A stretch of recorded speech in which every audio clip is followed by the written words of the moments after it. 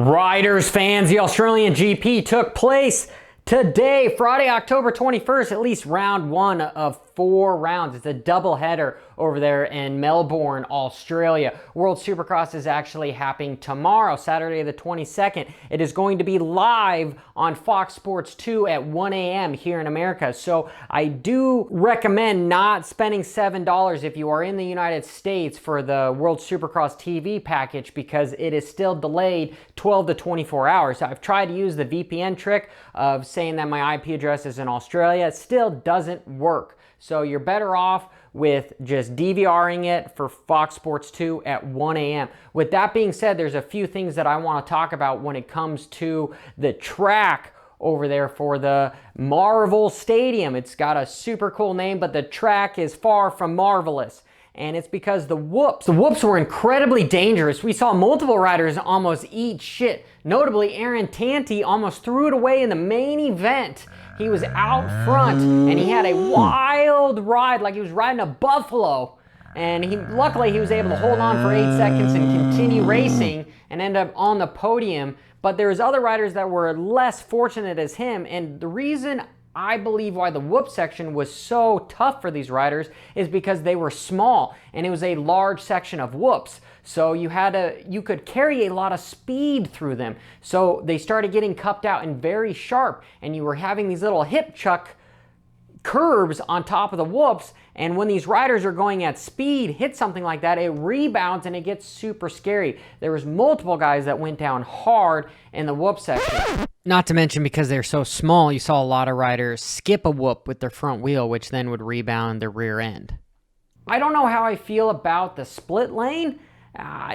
If you watched my track analysis video, it wasn't set up in there to be a split lane, but I guess after practice something happened where they figured that they needed to differentiate because it was such a one line. And truthfully, the track is fairly one line. There's not that many different rhythms that riders can take besides maybe a double triple or triple double here and there, for example, before the whoops. In that split lane, I kind of like how the way they set it up, where it wasn't complete just barriers between the two, and maybe that's because of the width of the track, but I don't know.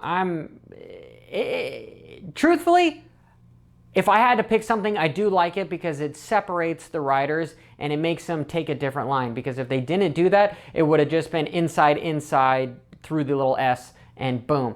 There's a couple things that I saw as far as Brayton wheel tapping before the finish line. A lot of riders weren't doing that, where he was jumping off the little dragon back and he was wheel tapping the last little bit to get him before the metal ramp.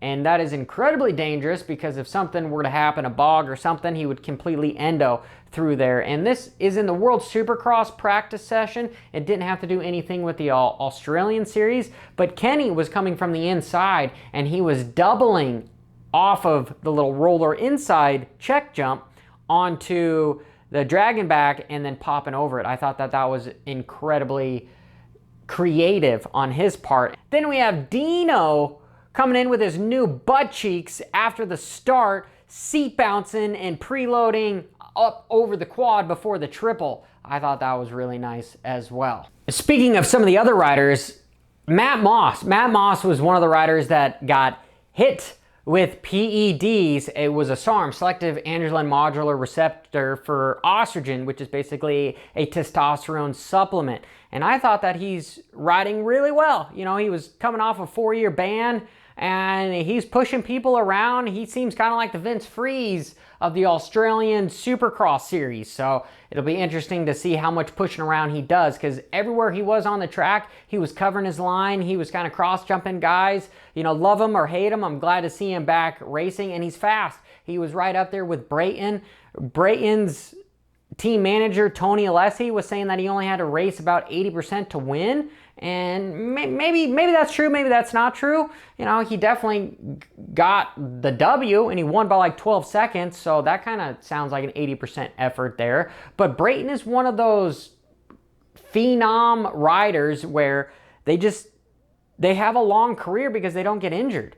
You've got some guys that just hold a WFO and things go wrong quickly. You know, James Stewart, for example, And then you've got riders like potentially a Dungey, and I would even say more so Brayton as far as avoiding injuries, because you can just ride fluid. He's got such a Kevin Windham style that even if he is riding at 100%, he's doing it safely. Of World Supercross, it was interesting that Savacci came out on top. And if I'm just backtracking a little bit as far as the track, it looked like it was fairly clayish, where it was hard pack, but once they got underneath, you were getting these incredibly sharp, rutted, bumpy ruts everywhere where the track was breaking up, which made the track even more dangerous because of how easy the track is. If you create curbs on a track that's easy, where guys can just hit it WFO, that's what creates danger. So there is an argument there with making a track easier so that people don't get hurt,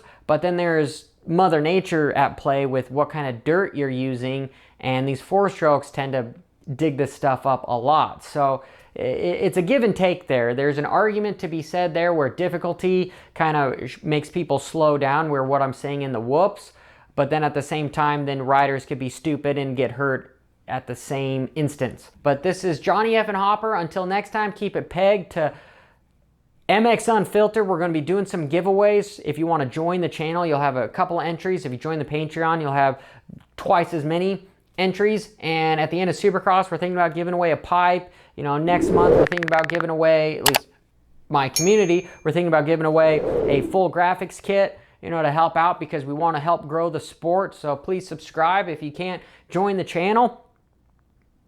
And bro!